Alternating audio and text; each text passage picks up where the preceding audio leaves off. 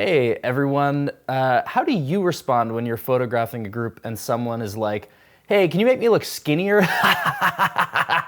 Like, what am I supposed to do with that?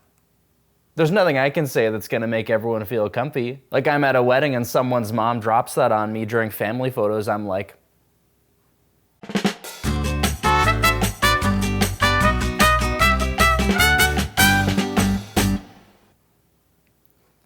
you ever just like wake up and wish you didn't? Or like more importantly, you just don't have the drive to go out and do something that you originally planned. Like I'll go to bed stoked with a plan to get up early, go to take some photos, get some beautiful light, and then I wake up and it feels like the world is ending, like I've passed away. And honestly, I've had mixed success with this particular scenario where some mornings I will give in, I'll just go back to bed, forget it. And others I really rally to get out and adventure, even against the coziness of my bed.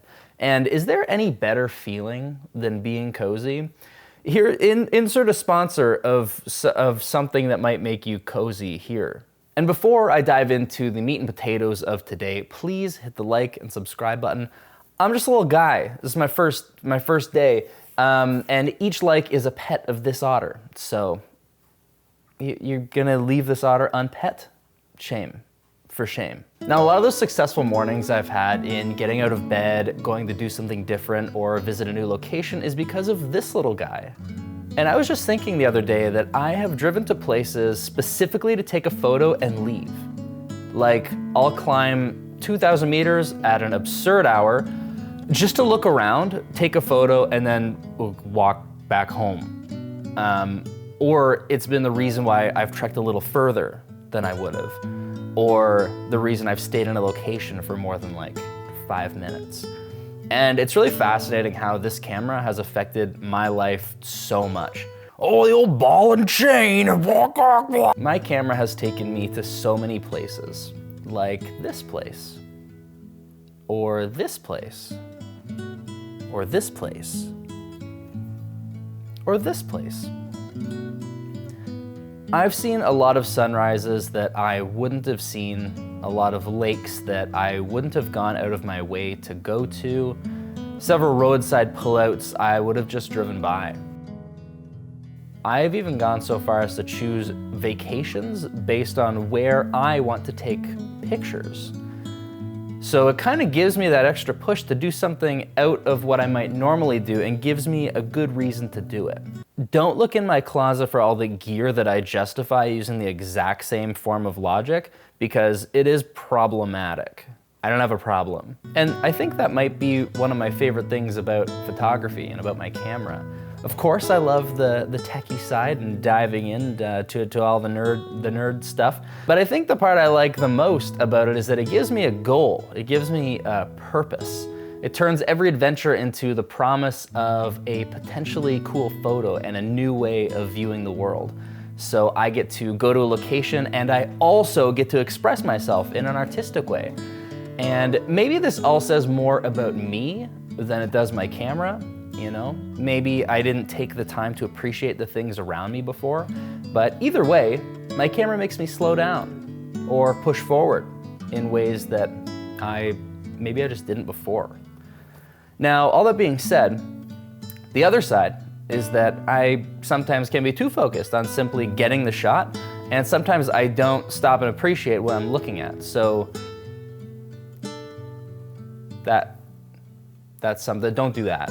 Whenever I come to a new spot for photography, it's important for me to be able to stop and take time to just appreciate nature for what it is. Photography gets me here, but it's important for me to live my life and not just center around the photo.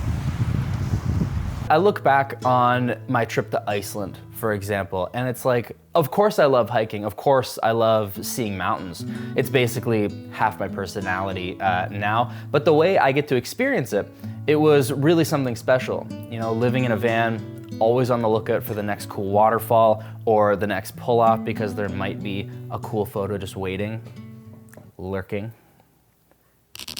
Or just last week, I went on an overnight backpacking trip and I slept on a mountain ridge in a tent at minus 20 degrees Celsius, which is it's -4 for our friends down south. All that so my friend could get some astro photos. I got a couple of bangers as well, but his photos, real sweet. Or the time I woke up for sunrise to get the most spectacular sunrise I've ever seen in a hot minute. Actually, it was exactly one single hot minute, as the kids say. Photography and videography have just been such a cool hobby to take on, and I've been doing it full time for work as well for the last 7 or so years, and at least for me, it hasn't gotten old yet. Unlike me, who is slowly decaying. Can you guys resonate? Has your camera driven you to go somewhere or do something that you wouldn't have done otherwise? Something legal? Something illegal? Let me know in the comments below because I love these stories. I think it really is such a throwback to experiencing a hobby in times gone by, and I love sharing that with you guys. So until next time, bye.